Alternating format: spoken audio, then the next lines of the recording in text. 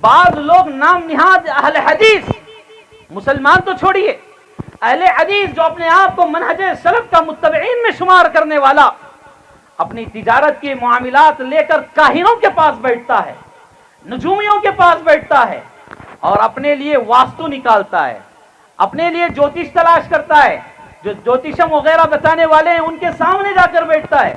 اور مردوں کا تو مردوں کا حال ہے، عورتوں کا کیا کہنا، عورتوں پر تو اور بھی ظلم والی باتیں ہیں۔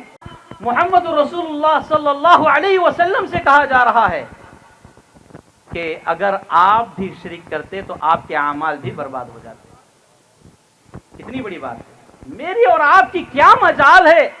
اللہ تعالیٰ نبیوں کو ایسی باتیں بیان کر رہا ہے۔ میں اور آپ کس کھیت کے مولی ہیں؟ ہم یہ سوچتے ہیں رفع الیدین کر لیں گے جنت میں چلے جائیں گے؟ کیا اتنی سستی ہے جنت؟ ہم سوچتے ہیں آمین زور سے کہیں گے جنت میں چلے جائیں گے، 8 رکعت تراویح پڑھ لیے جنت میں چلے جائیں گے؟ یہ سارے اعمال اسی وقت قابل قبول ہیں جب ہماری توحید مضبوط ہو۔ یا بنی لا تشرک باللہ ان الشرک لظلم عظیم، اے میرے پیارے بیٹے اللہ کے ساتھ کسی کو شریک نہ ٹھہرا، کیونکہ یہ سب سے بڑا ظلم ہے، یہ سب سے بڑا ظلم ہے، یہ ایسا ظلم کہ اس ظلم کی حالت میں اگر انتقال ہو جائے تو اللہ معاف نہیں کرتا، یہ ایسا ظلم ہے۔ الحمدللہ انزل على عبده الكتاب ولم يجعل له عوجا والحمد لله الذي نزل الفرقان على عبده ليكون للعالمين نذيرا أما بعد فإن أصدق الحديث كتاب الله وخير الهدي هدي محمد صلى الله عليه وسلم وشر الأمور محدثاتها وكل محدثة بدعة وكل بدعة ضلالة وكل ضلالة في النار فأعوذ بالله السميع العليم من الشيطان الرجيم من همزه ونفخه ونفثه بسم الله الرحمن الرحيم يا أيها الناس اتقوا ربكم الذي خلقكم من نفس واحدة وخلق منها زوجها وبث منهما رجالا كثيرا ونساء واتقوا الله الذي تساءلون به والأرحام إن الله كان عليكم رقيبا يا أيها الذين آمنوا اتقوا الله حق تقاته ولا تموتن إلا وأنتم مسلمون يا أيها الذين آمنوا اتقوا الله وقولوا قولا سديدا يصلح لكم أعمالكم ويغفر لكم ذنوبكم ومن يطع الله ورسوله فقد فاز فوزا عظيما قال الله تبارك وتعالى في كلامه المجيد والفرقان الحميد الذين آمنوا ولم يلبسوا إيمانهم بظلم أولئك لهم الأمن وهم مهتدون قال النبي صلى الله عليه وسلم بني الإسلام على 5 شهادة أن لا إله إلا الله وأن محمد رسول الله إقام الصلاة وإيتاء الزكاة وصوم رمضان والحج۔ قابل احترام اسٹیج پر بیٹھے ہوئے ذی وقار علماء کرام، ذمہ داران عظام، سامعین میں بیٹھے علماء کرام، ذمہ داران عظام، بزرگان دین، نوجوانان اسلام، پردے میں بیٹھی ہوئی عزت مآب اسلامی ماں اور بہنوں، پیارے بچوں، تمام قسم کی تعریف و توصیف اللہ وحدہ لا شریک لہ کے لیے لائق و زیبا ہے، جس نے مجھے اور آپ کو اس بابرکت محفل میں بیٹھنے کی سعادت نصیب فرمائی اور ہم تمام کو اشرف المخلوقات میں سے پیدا فرمایا، اپنی جانب سے بے شمار نعمتیں ہمیں فراہم کی، انگنت و لا تعداد درود و سلام نازل ہو شفیع المذنبین، خاتم النبیین، سید المرسلین، رحمت للعالمین، امام الانبیاء، امامنا فی الدنیا و امامنا فی الآخرہ و امامنا فی الجنہ، محمد الرسول اللہ صلی اللہ علیہ وسلم پر۔ قابل احترام حاضرین اجلاس، مجھے جس عنوان کا حکم ہوا ہے وقت کا اہم ترین عنوان ہے، اور یہ عنوان اور اس کی خوبی اس بات سے بھی معلوم ہوتی ہے کہ قرآن مجید کے ہر صفحے پر اس عنوان کو اللہ نے بیان کیا ہے. قرآن مجید کے ہر صفحے پر. قرآن مجید کا کوئی ایسا صفحہ نہیں ہے جو اس عنوان سے خالی ہو. اتنا اہم عنوان آج کی اس مجلس میں رکھا گیا ہے تاکہ اس کو ہم سنیں، سمجھیں اور اس پر عمل کر سکیں. اور سب سے پہلے میں اپنے موضوع کو شروع کرنے سے پہلے ایک بات کا ازالہ کر دینا چاہتا ہوں. ہم میں کی اکثریت جس ذہنیت کی راہ پر گامزن ہے وہ یہ کہ ہمارے لیے توحید کی کیا ضرورت ہے. ہم تو اہل حدیث ہیں، ہم اہل السنہ والجماعت سے ہیں اور منہج سلف سے ہیں، اور ہمارا طریقہ رفع الیدین والا ہے، ہمارا طریقہ آمین بالجہر والا ہے، اور ہم نبی صلی اللہ علیہ وسلم سے سچی محبت کرنے والے ہیں. تو ہمیں توحید کی کیا ضرورت ہے؟ توحید ان لوگوں کے لیے ہے جو قبروں پر جاتے ہیں اور درگاہوں، مزاروں، آستانوں پر سجدے کرتے ہیں، شجر و حجر کی پوجا کرتے ہیں، جانوروں کی پوجا کرتے ہیں. ایسے لوگوں کے لیے توحید. ہمارے لیے کیا ضرورت توحید؟ اس طرح کی سوچ ہم میں کی اکثریت میں ہے. لیکن میرے بھائیوں، سب سے پہلے اس سوچ کو ہمارے اندر سے نکالیں، کیونکہ توحید ایک بنیادی اہم چیز ہے. اس کو سمجھے بغیر ہمارے اعمال بھی قابل قبول نہیں، ہماری محنتیں بیکار. ہم تو کیا ہیں؟ انبیاء، بلکہ ابو الانبیاء سیدنا ابراہیم علیہ السلام اللہ رب العالمین کی بارگاہ میں دعا کرتے ہیں، وَجْنُبْنِي وَبَنِيَّ أَن نَعْبُدَ الْأَصْنَامِ. الہ العالمین، مجھے اور میری ذریت، میری اولاد کو بتوں کی عبادت سے محفوظ رکھ. یہ دعا کس کی ہے؟ نبیوں کے باپ ابو الانبیاء سیدنا ابراہیم علیہ السلام کی. جب ایک نبی اپنی ساری زندگی توحید کی دعوت دیتا ہے، ساری زندگی توحید پر لوگوں کو بلاتا ہے، پھر بھی اپنے بارے میں، اپنے بچوں کے بارے میں ایسی فکر، اپنے بارے میں، اپنے بچوں کے بارے میں ایسی دعا، تو میرا اور آپ کا کیا عالم ہونا چاہیے توحید کا معاملہ لے کر. لقمان حکیم کا اللہ رب العالمین نے قرآن مجید میں تذکرہ کیا ہے. اپنے بیٹے کو نصیحت کرتے ہوئے انہوں نے جامع نصیحت یہ کی، یا بنی لا تشرک باللہ ان الشرک لظلم عظیم. اے میرے پیارے بیٹے، اللہ کے ساتھ کسی کو شریک نہ ٹھہرا، کیونکہ یہ سب سے بڑا ظلم ہے. یہ سب سے بڑا ظلم ہے. یہ ایسا ظلم کہ اس ظلم کی حالت میں اگر انتقال ہو جائے تو اللہ معاف نہیں کرتا. یہ ایسا ظلم ہے. تو بہر کیف معلوم یہ ہوا کہ توحید کی اہمیت بہت زیادہ ہے.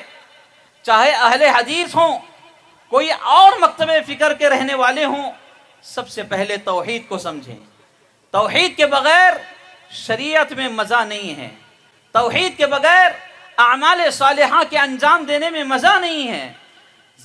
جتنا زیادہ توحید کو سمجھیں گے اتنی ہی زیادہ عبادتیں ہماری خشوع اور خضوع والی ہوں گی. تو میرے کہنے کا مطلب یہ کہ توحید کو سمجھنا چاہیے. آئیے توحید کس کو کہتے ہیں؟ اللہ رب العالمین کے خالق و مالک رازق ہونے کو ماننا، اور ہر معاملے میں دنیا چلانے کے اعتبار سے، عبادات کے معاملے میں ہر لحاظ سے اللہ رب العالمین کو ایک جاننا. بعض لوگ اللہ کو ایک تو مانتے ہیں لیکن توحید الوہیت میں اللہ کے ساتھ شرک کرتے ہیں. توحید ربوبیت پر ایمان ہوتا ہے. توحید ربوبیت کا مطلب یہ کہ دن اور رات کا الٹ پھیر کرنا اللہ کے ہاتھ میں ہے، اور اسی طرح کائنات کو چلانا اللہ کے ہاتھ میں ہے. ہماری روزی روٹی کا مالک اللہ ہے، اولاد دینے والا اللہ ہے، اور ہمارے رشتے جوڑنے والا اللہ ہے، بیماریوں لانے والا، بیماریوں سے شفا دینے والا اللہ ہے. یہ جو عقیدہ ہے یہ توحید ربوبیت ہے. لیکن توحید الوہیت مطلب نماز، روزہ، قربانی، صدقہ، خیرات، زکوٰۃ، حج، اس طرح کی جو عبادتیں ہیں یہ صرف اللہ رب العالمین کے لیے، یہ توحید الوہیت ہے. زمانے جاہلیت کے جو لوگ تھے، مشرکین مکہ، مشرکین عرب، وہ توحید ربوبیت پر تھے، یعنی اللہ کو ایک مانتے تھے، اللہ کو مانتے تھے، لیکن اللہ کے ساتھ دوسروں کو شریک کرتے تھے، اللہ کے ساتھ عبادت میں دوسروں کو ملاتے تھے، لات، عزا، منات، ہبل نامی بتوں کی پوجا کرتے تھے. تو وہ توحید الوہیت میں فیل ہو گئے، جس کی وجہ سے اللہ رب العالمین نے انہیں توحید ربوبیت رکھنے کے باوجود انہیں مشرک کہا، کافر کہا. آج یہی صورتحال ہم مسلمانوں میں بھی دیکھنے کو ملتی ہے. یعنی توحید ربوبیت میں تو ہم نظر آتے ہیں، توحید الوہیت جو کہ توحید کی ایک اہم قسم ہے اس میں ہم فیل نظر آتے ہیں، اللہ کی عبادت کے معاملے میں فیل نظر آتے ہیں. اس پر غور کرنے کی ضرورت ہے. میں نے سورۃ الانعام کی آیت نمبر 82 آپ کے سامنے پڑھی، یعنی آیت نمبر 82. اس کے اندر اللہ تبارک و تعالی فرما رہا ہے الذین آمنوا ولم يلبسوا ایمانهم بظلم اولئک لهم الامن وهم مہتدون. جو لوگ ایمان لائے اور اپنے ایمان کی حفاظت کیے. کس کی حفاظت؟ شرک کی غلاظت سے اپنے ایمان کو محفوظ رکھے، تو یہی لوگ ہیں جو امن پانے والے ہیں اور ہدایت یافتہ ہیں. تو اللہ رب العالمین نے ایمان والوں کو اپنے ایمان کی حفاظت کرنے کا حکم دے رہا ہے. جو ایمان والے اپنے ایمان کو شرک کی غلاظت سے، اس کی آلودگی سے محفوظ رکھتے ہیں، ان کے لیے اللہ کی جانب سے 2 وعدے ہیں. ایک امن و سلامتی والی زندگی، اور مفسرین نے یہاں خلاصہ کیا کہ وہ امن و سلامتی والی زندگی دنیا میں بھی اور آخرت میں بھی، دنیا میں بھی اور آخرت میں بھی. اور دوسری بات، دوسرا وعدہ ہدایت کا وعدہ ہے، جو کہ بہت بڑی نعمت ہے. تو میرے اسلامی بھائیوں اور ماں و بہنوں، توحید میں کسی قسم کی مداخلت جائز نہیں ہے. توحید کی اہمیت اس بات سے بھی معلوم ہوتی ہے کہ انسان پیدا ہونے سے پہلے اس کی اہمیت بیان کی گئی ہے. ہم سارے انسان پیدا ہوئے ہیں، اور جو ہونے والے ہیں، جو پیدا ہو کر انتقال بھی ہو چکے ہیں، سارے لوگوں کو اللہ رب العالمین نے ایک جگہ جمع فرمایا. سارے لوگوں کی روحیں، جس کو عالم ارواح کہا جاتا ہے، عالم ارواح میں اللہ نے سب کو جمع کر کے یہ وعدہ دیا، یہ عہد و معاہدہ کیا کہ الست بربکم قالوا بلا شہدنا. اللہ نے پوچھا کیا میں تمہارا رب نہیں ہوں؟ تو سارے لوگوں نے اور ہم نے، سارے لوگوں نے اللہ کی گواہی دی، الہ العالمین کیوں نہیں، تو ہی تو ہمارا رب ہے. تو وہیں سے توحید شروع ہو گئی. پھر اس کے بعد انسان پیدا ہوا، پیدا ہونے کے بعد اب توحید میں دوسری چیزوں کی آمیزش کرتا ہے، ملاوٹ کرتا ہے، تو پھر یہاں آ کر اس کا مسئلہ گڑبڑ ہو جاتا ہے. تو معلوم یہ ہوا انسان کے پیدا ہونے سے پہلے توحید اس کی زندگی میں آ چکا ہے، اب اس کی حفاظت کرنا ہے. اور اسی طرح آپ غور کیجئے، جب بچہ پیدا ہوتا ہے فطرت اسلام پر پیدا ہوتا ہے، مطلب فطرت توحید پر پیدا ہوتا ہے. اللہ کے رسول صلی اللہ علیہ وسلم نے فرمایا کل مولود یولد علی الفطرہ فابواہ یہودانہ او ینصرانہ او یمجسانہ، کہ ہر بچہ فطرت اسلام پر پیدا ہوتا ہے، فطرت توحید پر پیدا ہوتا ہے. اس کے والدین جو ہیں، اگر وہ یہودی ہیں تو بچے کو یہودی بنا لیتے ہیں، وہ نصرانی ہیں تو بچے کو نصارہ بنا لیتے ہیں، اور وہ مجوسی ہے تو بچے کو مجوسی بنا دیتے ہیں. تو یہ والدین کرتے ہیں، جبکہ بچے توحید پر پیدا ہوتے ہیں، فطرت اسلام پر پیدا ہوتے ہیں. اور یہی معاملہ جتنے بھی ہندو ہیں، یہ سارے کے سارے ہندو فطرت توحید پر پیدا ہوئے، لیکن ان کے ماں باپ نے ان کو ہندو بنا دیا.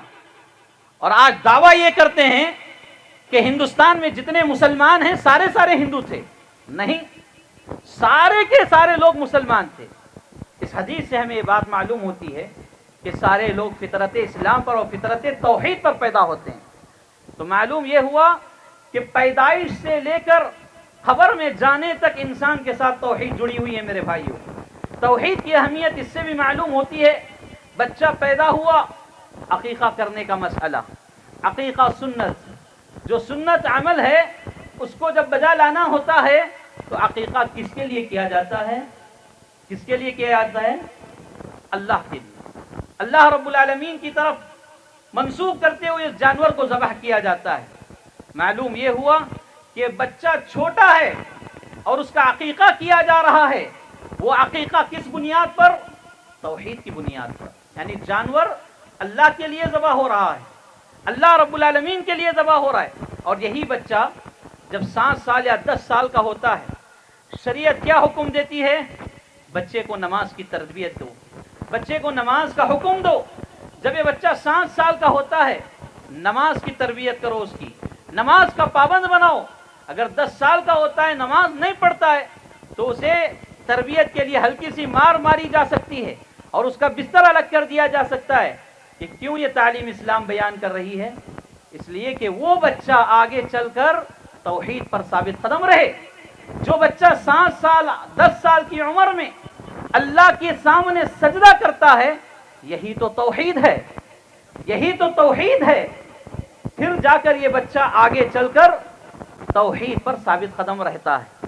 تو معلوم یہ ہوا بچپن سے لے کر توحید ہمارے ساتھ جڑی ہوئی ہے۔ یہیں پر نہیں میرے بھائیوں، یہ بچہ نمازی بن جاتا ہے، اسلام کے ارکان کو جب دیکھنے لگتا ہے، جب اسلام کے ارکان وہ معلوم کرنا چاہتا ہے تو سب سے پہلا بنیادی رکن اسلام کا جو بیان کیا گیا وہ توحید ہے، وہ توحید ہے۔ اللہ کے رسول صلی اللہ علیہ وسلم نے فرمایا بنی الاسلام علی خمس شہادت ان لا الہ الا اللہ وان محمد رسول اللہ۔ اسلام کی بنیاد 5 چیزوں پر رکھی گئی ہے، ان میں سب سے پہلی چیز، سب سے پہلا رکن نبی مکرم صلی اللہ علیہ وسلم نے جو بیان کیا وہ توحید ہے، یعنی اللہ رب العالمین کی گواہی دینا کہ اللہ ایک ہے، اللہ کے علاوہ کوئی معبود برحق نہیں ہے، اور محمد رسول اللہ صلی اللہ علیہ وسلم اللہ کے رسول اور اس کے بندے ہیں، یہ توحید ہے۔ پھر اس کے بعد اس کا قدم آگے بڑھتا ہے، یہی بچہ جوان ہو گیا، جب نوجوان ہوتا ہے تو شادی کا مرحلہ، شادی میں جو خطبہ نکاح پڑھا جاتا ہے، خطبہ نکاح میں جو آیتیں رسول اللہ صلی اللہ علیہ وسلم نے پڑھی ہیں اور اس کے بغیر خطبہ نکاح ناقص اور ادھورا ہے، ان آیتوں میں اللہ کے رسول صلی اللہ علیہ وسلم نے کن آیتوں کا انتخاب فرمایا؟ یا ایھا الناس اتقوا، اے لوگو اللہ رب العالمین سے ڈرو، یا ایھا الذین آمنوا اتقوا اللہ، اے ایمان والو اللہ سے ڈرو، یا ایھا الذین آمنوا اتقوا اللہ وقولوا قولا سدیدا، اے ایمان والو اللہ سے ڈرو اور جب کہو تو سیدھی سیدھی بات کہو، اچھی بات کہو۔ تو یہ جو 3 آیتیں خطبہ نکاح میں رسول اللہ صلی اللہ علیہ وسلم نے پڑھا ہے، اس کا مطلب یہ ہے کہ نوجوان اپنی یہ ازدواجی زندگی بھی توحید کی بنیاد پر شروع کرے۔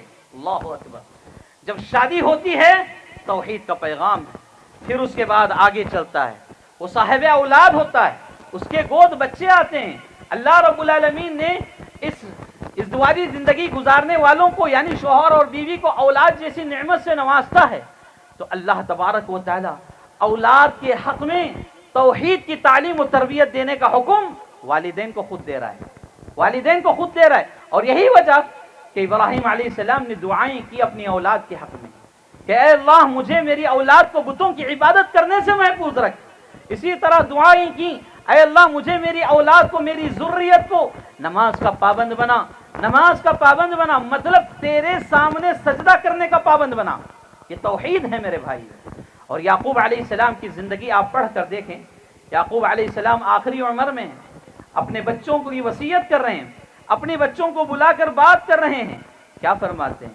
کیا فرماتے ہیں؟ میرے بچوں، میرے گزر جانے کے بعد تم کس کی عبادت کرو گے؟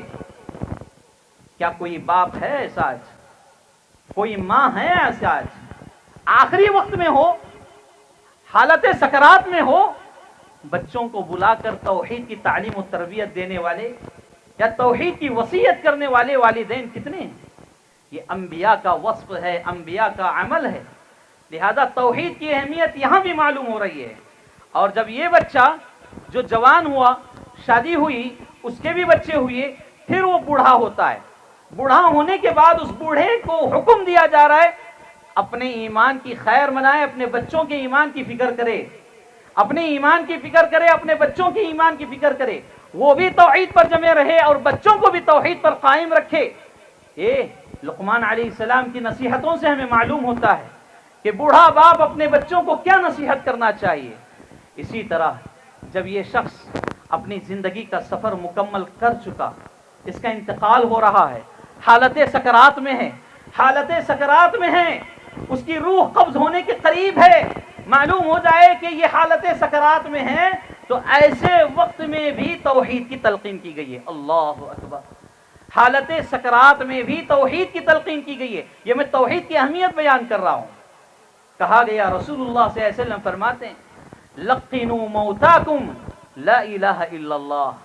تمہارے درمیان جو حالت سکرات میں ہوں، غرغرے کی نزا کی حالت میں ہوں، ان کے سامنے، ان کے بازو میں بیٹھ کر لا الہ الا اللہ کی تلقین کیا کرو، لا الہ الا اللہ کہتے رہو۔ کیا معلوم اس تکلیف والے انسان کا آخری کلمہ تمہاری تلقین کرنے کی وجہ سے لا الہ الا اللہ ہو جائے اور وہ جنتی ہو جائے۔ دیکھیے، حالت سکرات میں بھی توحید کی اہمیت معلوم ہو رہی ہے۔ یہی نہیں، انسان انتقال کر جاتا ہے، وہ مر گیا، اب اس کی نماز جنازہ بھی پڑھی گئی۔ نماز جنازہ میں کیا پڑھتے ہیں؟ اس بندے کی مغفرت کی دعا کس سے کی جا رہی ہے؟ اللہ رب العالمین سے۔ اللہم اغفر لحینا ومیتنا وشاہدنا وغائبنا، اور اسی طرح اللہم اغفر لہ وارحمہ وعافیہ واعف عنہ۔ جو دعائیں ہیں، یہ دعائیں اللہ رب العالمین سے کی جا رہی ہیں، اور اس بندے کی مغفرت کا سوال ہو رہا ہے۔ معلوم یہ ہوا، تم زندہ رہو تو اللہ کے محتاج، اور تم مر بھی جاؤ تو اللہ ہی کے محتاج۔ اگر کوئی محتاج والی ذات نہیں ہے تو وہ صرف میرے رب کی ذات، اللہ رب العالمین کی ذات ہے۔ ہم سارے کے سارے محتاج ہیں، چاہے ہم زندہ رہیں یا مر جائیں، ہم اللہ کے محتاج ہیں، اس کی مغفرت کے محتاج ہیں، اس کے رحم و کرم کے محتاج ہیں، اس کے کرم کے محتاج ہیں۔ اللہ کسی کا محتاج نہیں، وہ بے نیاز ہے، وہ غنی ہے، وہ غفور ہے، محتاجوں کو معاف کرنے والا، محتاجوں کو عطا کرنے والا، محتاجوں کی جھولیاں بھرنے والا اللہ رب العالمین ہے۔ یہی نہیں میرے بھائیو، سفر ابھی ختم نہیں ہوا۔ مغفرت کی دعا ہوئی، لے جا کر قبر میں ڈال دیے، تدفین وغیرہ ہو گئی۔ احادیث صحیحہ اس بات کی دلیل ہیں، اس بات پر دلالت کرتی ہیں کہ وہاں بھی، قبر کی تاریکی میں بھی آپ سے فرشتے آ کر توحید کا سوال کریں گے۔ قبر میں بھی، عالم ارواح سے لے کر قبر کی تاریکی تک توحید ہی توحید ہے۔ قبر میں فرشتے آ کر کیا پوچھیں گے؟ کیا پوچھیں گے؟ من ربک، تیرا رب کون ہے؟ ما دینک، تیرا دین کیا ہے؟ اور تیرے نبی کون ہیں؟ یہ تینوں سوالات توحید سے جڑے ہوئے ہیں۔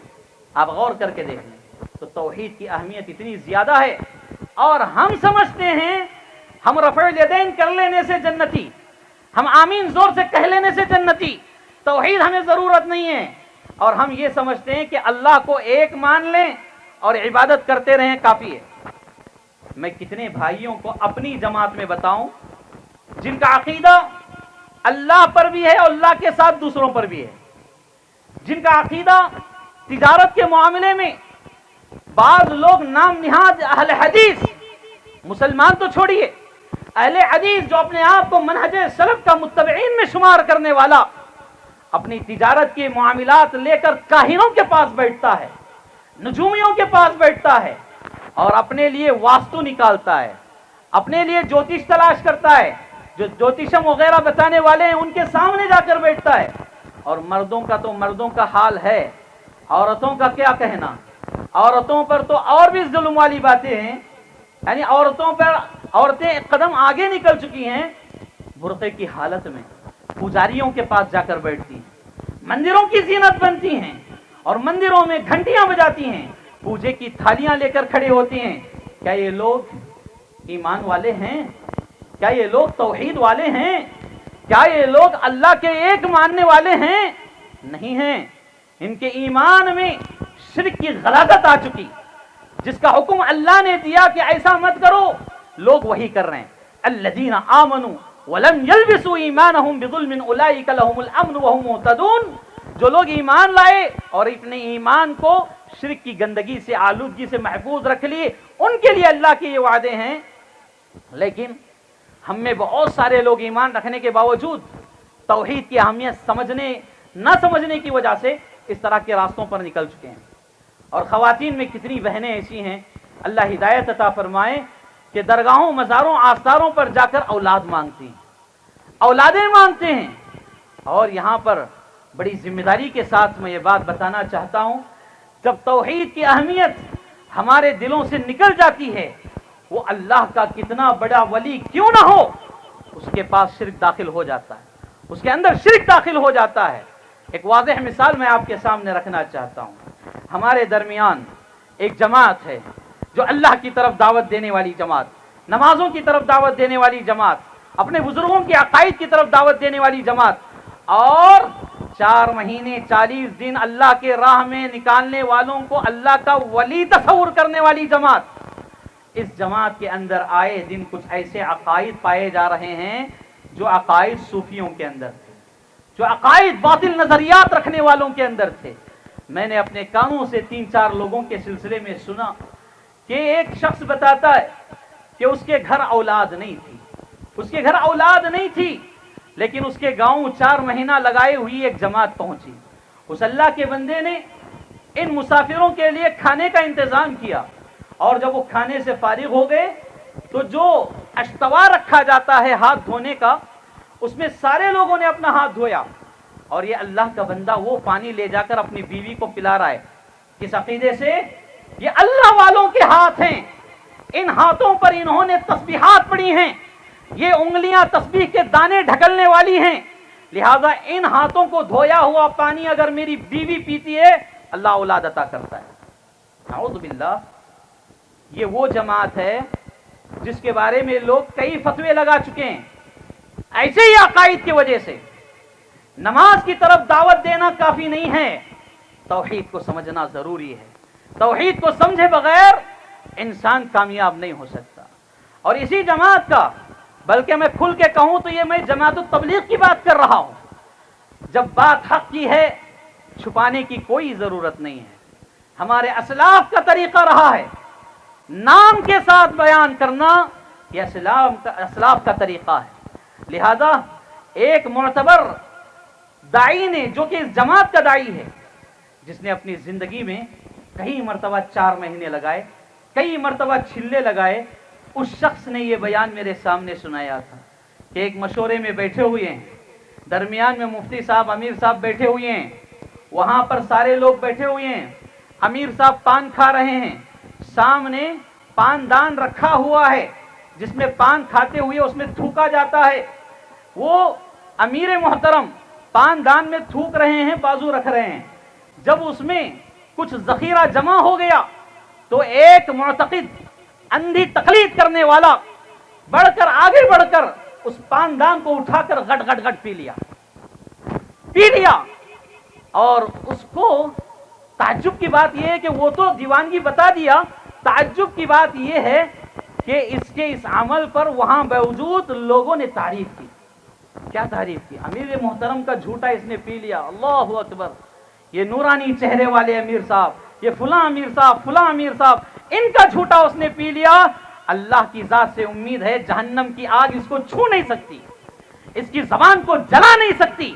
اللہ اکبر۔ ایسے عقیدے کب آتے ہیں؟ ایسے عقیدے کب آتے ہیں؟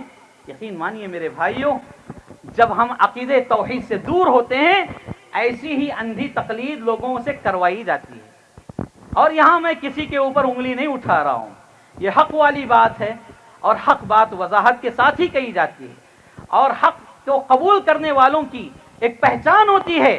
اللہ نے ان کی تعریف بیان کیا ہے۔ اگر حق قبول نہیں کرتے ہیں اس میں میرا نقصان نہیں ہے، قبول نہیں کرنے والوں کا نقصان ضرور ہے۔ تو بہرکیف توحید کی اہمیت بہت زیادہ ہے۔ اسلام میں سب سے پہلا واجبی عمل اگر کوئی بیان کیا گیا وہ توحید ہے۔ سیدنا معاذ بن جبل رضی اللہ تعالیٰ عنہ کو رسول اللہ صلی اللہ علیہ وسلم نے حکم دیا، اے معاذ، یمن کی طرف تمہیں گورنر بنا کر بھیجا جا رہا ہے، تم وہاں جب پہنچو سب سے پہلے لوگوں کو لا الہ الا اللہ کی تلقین کرو، لا الہ الا اللہ کی دعوت دو۔ معلوم یہ ہوا عمل کے میدان میں بھی سب سے پہلے لا الہ الا اللہ یعنی توحید کی دعوت دینا ہے. نماز کی دعوت بعد میں، صدقہ خیرات کی دعوت بعد میں، حج کی دعوت بعد میں، عمرے کی ترغیب بعد میں، پہلے توحید کی دعوت. اور اسی طرح توحید پر عمل کرنے کی وجہ سے انسان کے لیے کیا فائدہ ہے، انسان کے لیے کیا کچھ برکتیں دی جاتی ہیں اللہ رب العالمین کی جانب سے. یہ ہے کہ انسان ہدایت یافتہ ہو جاتا ہے اور دنیا میں امن و سلامتی کا اس کا گھر بن جاتا ہے. جیسا کہ میں نے شروع میں ایک آیت بیان کی سورۃ الانعام کی، اسی میں اللہ کے 2 وعدے ہیں. جو لوگ ایمان لائے اور اپنے ایمان کو شرک کی غلاظت سے محفوظ رکھے وہ امن و سلامتی پانے والے ہیں اور ہدایت یافتہ ہیں. توحید کی اہمیت ایک اس سے بھی معلوم ہوتی ہے کہ جو توحید کو مضبوطی سے پکڑتے ہیں وہ جنت کے مہمان بن جاتے ہیں. اللہ کے رسول صلی اللہ علیہ وسلم نے فرمایا من قال اشہد ان لا الہ الا اللہ وان محمد رسول اللہ، جو کوئی اس بات کی گواہی دے کہ اللہ ایک ہے، اللہ کے علاوہ کوئی معبود برحق نہیں، اور نبی صلی اللہ علیہ وسلم اللہ کے بندے اور اس کے رسول ہیں، اور اس بات کی بھی گواہی دے کہ عیسیٰ علیہ السلام اللہ کے بندے اور اس کے رسول ہیں، اور عیسیٰ علیہ السلام اللہ کے حکم سے پیدا ہوئے ہیں، اور وہ یہ کہے کہ جنت حق ہے، جہنم حق ہے. جو اس بات پر ایمان رکھتا ہے کہ جنت اور جہنم حق ہے تو پھر ایسے انسان کے لیے کہا گیا ادخلہ اللہ الجنہ، اللہ رب العالمین اسے جنت میں داخل فرمائے گا، جنت میں داخل فرمائے گا. توحید کی بڑی اہمیت ہے میرے پیاروں، توحید کی اہمیت سمجھنے کی ضرورت ہے. یہ میدان کتنا وسیع لگ رہا ہے، کتنا وسیع ہے. اگر تھوڑی دیر کے لیے آپ اندازہ لگا کر دیکھیں، اس میدان کے بھر کوئی گناہ لے کر آتا ہے، چھوڑیے میدان چھوڑیے، ہمارے درمیان کوئی زانی آ جائے، کوئی شرابی آ جائے، کوئی جوا کھیلنے والا آ جائے، ہمارا سلوک اس کے ساتھ کیا ہوتا ہے، ہمارا برتاؤ اس کے ساتھ کیا ہوتا ہے. تھوڑا اندازہ لگا کر دیکھیں. اگر کوئی بندہ جس کے پاس یہ میدان بھر کے گناہ ہو، کیا ہم ایسے آدمی کو عزت دیتے ہیں؟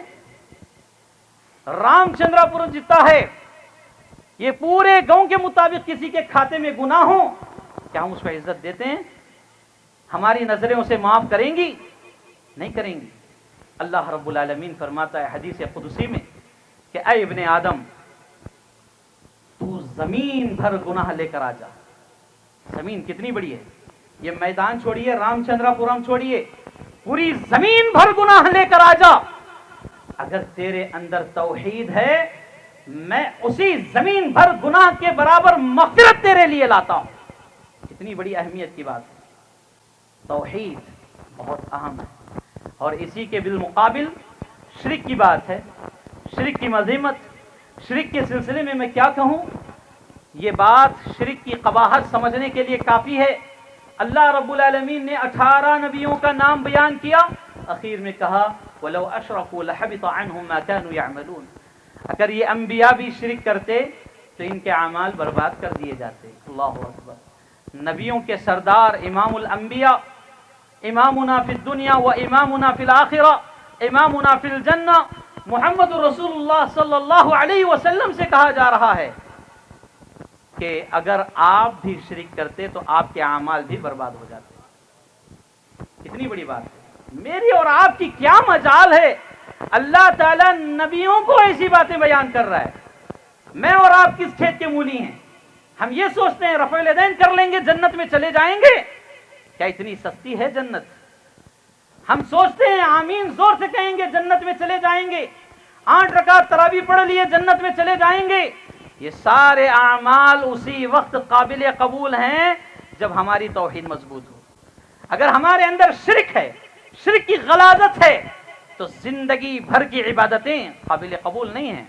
اللہ رب العالمین وہ ساری عبادتیں اس کے منہ پر مار دے گا. ضرورت نہیں ہے تیری عبادت کی. کم از کم جو آدمی ریاکاری میں جو عبادت کرتا ہے اس کی عبادت ہی قابل قبول نہیں ہے، تو پھر شرک جیسے عمل کرنے کے بعد لوگ جنت کا خواب کیسے دیکھیں گے؟ ریاکاری کر کے کوئی آدمی نماز پڑھ کے اللہ کے پاس حاضر ہوتا ہے، اللہ رب العالمین کہے گا، مسند احمد کی صحیح روایت ہے کہ جس کو دکھانے کے لیے تو نے یہ نماز پڑھی ہے اسی سے اپنا ثواب لے لے. میرے لیے تو نے نماز نہیں پڑھی تو میرے پاس تیرا ثواب بھی نہیں ہے. کتنی بڑی بات. تو شرک کی مذمت بہت زیادہ بیان کی گئی ہے اسلام کے اندر. اب توحید کی اہمیت اور مختصر طور پر شرک کی مذمت جب بیان کی گئی، وقت مجھے اجازت نہیں دیتا تفصیل کا، میرا وقت قریب ہے، اور اپنا جائزہ لے کر دیکھیں گے. جب توحید کی اہمیت ہو گئی، شرک کے بارے میں بھی کچھ بات ہو گئی، تو اپنا جائزہ لے کر دیکھیں گے ہم کیا کر رہے ہیں. ہم مسجد میں نماز پڑھ رہے ہیں اور جمعرات کے دن درگاہوں پر حاضری بھی دے رہے ہیں. کیا یہ توحید ہے؟ میرے بھائیوں آپ بولو. اب تک میں بول رہا ہوں، اب آپ بولو. کیا یہ توحید ہے؟ کیا یہ توحید ہے؟ توحید ہے. لوگ حج پر جا رہے ہیں، حج کر کے آنے کے بعد پھر وہی کاہنوں کے پاس اپنے ہاتھ دکھا رہے ہیں، وہی جادوگروں کے پاس جا کر اپنی نندوں کے لیے، بھاوجوں کے لیے، اپنے ساس کے لیے، اپنے سسر کے لیے، اپنے شوہر کے لیے، اور اسی طرح اپنے سمدے سمجنوں کے لیے جادو کروا رہے ہیں. کیا یہ توحید ہے؟ کیا یہ توحید ہے؟ توحید نہیں ہے. اور اسی طرح لوگ قربانی کا موقع جب آتا ہے، عید الاضحیٰ کا موقع جب آتا ہے، ہزاروں نہیں بلکہ لاکھوں روپے کے جانور لا کر اللہ کی راہ میں قربانی کرتے ہیں. اور جیسے ہی یہ عید الاضحیٰ کا موقع ختم، پھر بعد میں فلاں جگہ کا عرس آیا، رمت آباد کا عرس آیا، کسمور کا عرس آیا، بارہ شہید نلور کا عرس آیا، وہاں جا کر بھی لوگ چڑھاوے چڑھاتے ہیں. کیا یہ توحید ہے؟ کیا یہ توحید ہے؟ توحید نہیں ہے. اللہ نے ان چیزوں سے منع کیا. اللہ نے، نبیوں نے یہی دعوت دی کہ یہ سارے کام جو اللہ کے لیے تھے دوسروں کے لیے کیے گئے، یہ توحید نہیں ہے. اللہ فرما رہا ہے وَلَقَدْ بَعَثْنَا فِي كُلِّ أُمَّةٍ رَسُولًا أَنِ اعْبُدُوا اللَّهَ وَاجْتَنِبُوا الطَّاغُوتَ، کہ ہم نے ہر قوم میں نبی بھیجے، ہر قوم میں رسول بھیجے، اور ان کا مشن کیا تھا؟ وہ صرف ایک اللہ کی طرف دعوت دیتے اور طاغوت سے منع کرتے. اللہ کے علاوہ جتنے معبودان باطلہ کی عبادت ہو رہی ہو، ساروں کا انہوں نے انکار کیا. یہی دعوت انبیاء کی ہے، اور آج یہی دعوت سلفیوں کی ہے. جو یہ دعوت دیتے ہیں، آج ان کو طرح طرح کے ناموں سے، طرح طرح کے گالیوں سے نوازا جاتا ہے. کوئی بات نہیں، انبیاء تو پتھر کھائے، اسی دعوت کو پھیلانے کے لیے آگ میں جھونکے گئے، اسی دعوت کو پھیلانے کے لیے آروں سے چیر دیے گئے، اسی دعوت کو پھیلانے کے لیے اپنا مال، اپنے بیوی بچے، اپنا گھر، اپنے کپڑوں تک چھوڑ کر اللہ کی راہ میں صحابہ آ گئے. اور اس دعوت کے لیے ہم تھوڑی باتیں گوارا ضرور کر لیں گے. کریں گے کہ نہیں کریں گے؟ کریں گے. لیکن یہ مشن ہمارا چھوٹنے والا نہیں، اسلاف کی راہ ہم چھوڑنے والے نہیں. ہمارا کلمہ اسلاف کے مطابق، ہمارا سجدہ اسلاف کے مطابق، ہمارا طریقہ منہج سلف پر، ہمارا اٹھنا، ہمارا بیٹھنا، ہمارا کھانا پینا، پہننا، اوڑھنا، سونا، جاگنا، سارے کے سارے اعمال رسول صلی اللہ علیہ وسلم کے طریقے کے مطابق. ہمارے پاس کسی امیر کی بات چل سکتی؟ نہیں چل سکتی. ہمارے پاس کسی مفتی کا فتویٰ چل سکتا؟ نہیں چل سکتا، تب تک کہ مفتی کی بات قرآن اور حدیث سے نہ ملے. قرآن اور حدیث سے ہٹ کر کوئی فتویٰ آتا ہے، ہم ایسے فتووں کو ماننے کے لیے تیار نہیں ہیں. کیونکہ جو تعلیم رسول اللہ صلی اللہ علیہ وسلم نے ہمیں دی، صحابہ نے جو تعلیم دی، وہی تعلیم پر چلنے کا نام توحید ہے. اور اس سے ہٹ کر اللہ کی راہ میں غلط راستوں پر جا کر غلط لوگوں کے لیے سجدہ کرنا، یہ توحید نہیں ہے. اچھے لوگوں کے لیے سجدہ جائز نہیں تو غلط لوگوں کے لیے ہم کہاں سے لائے جی سجدہ؟ کتنے پیر، کتنے ولی، کتنے لوگ ہیں. آج کن کن قبروں میں کون کون مدفون ہے اس کا بھی علم نہیں ہے. کہیں گدھے کو دفن کر دیا گیا، مزار بنا کر سجدے شروع کر دیے گئے. کہیں پر کسی کی کرامت، ننگے شاہ بابا، کپڑے نہیں، برہنہ پھرنے والا، لوگوں کے سامنے بھیک مانگ کر کھانے والا، اور اس کے ناخنوں کا اسے خیال نہیں، بالوں کا خیال نہیں، پاکی صفائی کا خیال نہیں. ایسے انسان کی جب موت ہوتی ہے، اس کو دفن کر کے ننگے شاہ بابا کے نام سے مزار چلاتے ہیں. اور یہاں بڑے بڑے جبے قبے پہن کر، بڑی بڑی دستار بندیاں کر کے، ٹوپیاں لگا کر مجاور بیٹھے ہوئے ہیں تمہارے جیبوں کو کھنگالنے کے لیے. اور افسوس اس سے بڑا، تمہارے جیب ہی نہیں بلکہ تمہارا ایمان بھی کھنگالا جاتا ہے. خواتین میری باتوں کو غور سے سنیں. ایسی باتیں آج خواتین میں بہت زیادہ ہیں.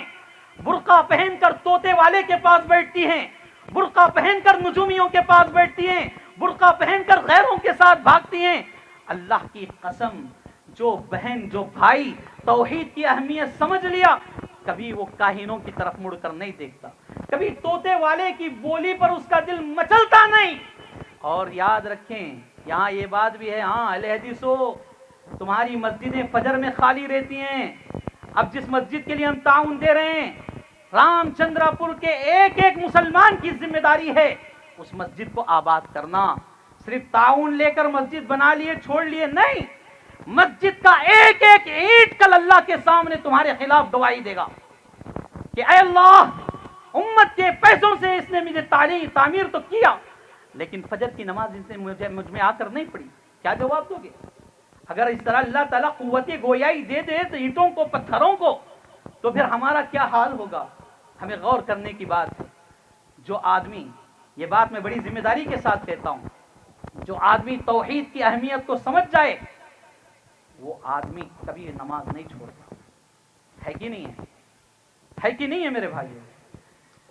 جو آدمی مسلسل نماز چھوڑ رہا ہے, بغیر عذر کے نماز چھوڑ رہا ہے, مطلب یہ ہے کہ اس نے اپنے خالق کو صحیح انداز میں پہچانا نہیں, تبھی تو وہ اللہ کے سامنے سجدہ کرنے سے دور بھاگ رہا ہے. تو سب سے پہلے خالق کو پہچانو, مالک کو پہچانو, رازق کو پہچانو, مدبر انس و جان کون ہے اس کا علم حاصل کرو. ہم لوگ چند کتابیں پڑھ لیے تو خاموش, یعنی ہمیں معلوم ہو گیا چھوڑو بھائی مسئلے معلوم ہیں. نہیں, اللہ رب العالمین نے اپنے نبی کو حکم دیا فَعْلَمْ أَنَّهُ لَا إِلَهَ إِلَّا اللَّهُ. اے نبی پہلے تم سب سے پہلے اپنے رب کے بارے میں علم حاصل کرو اور اچھی طرح جان لو اللہ کون ہے کیا ہے. بہر کیف توحید کا موضوع بڑا وسیع موضوع ہے. پھر اس میں شرک پر بھی گفتگو کرنا یہ تو میرے لیے آزمائش سے کسی کم آزمائش کی بات نہیں ہے. تو بہر کیف وقت میرا ختم ہو چکا ہے.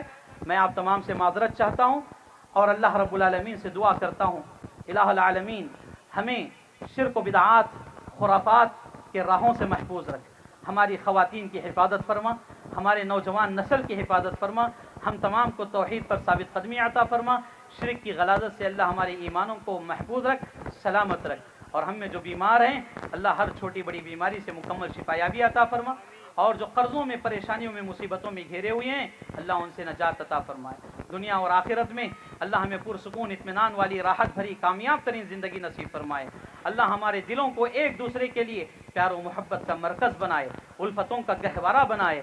اللہ ہمیں نفرتوں سے, عداوتوں سے, بغض, حسد, کینہ, کپٹ, آپسی دشمنیاں, غرور, گھمنڈ, تکبر جیسی خصلتوں سے پاک و صاف فرمائے. اللہ رب العالمین جب تک دنیا میں رکھے حالت ایمان میں رکھے, جب خاتمہ ہو تو حسن خاتمہ عطا فرمائے. آمین یا رب العالمین. اقول قولی هذا استغفر اللہ لی ولکم ولسائر المسلمین وما توفیقی الا باللہ. والسلام علیکم ورحمۃ اللہ وبرکاتہ.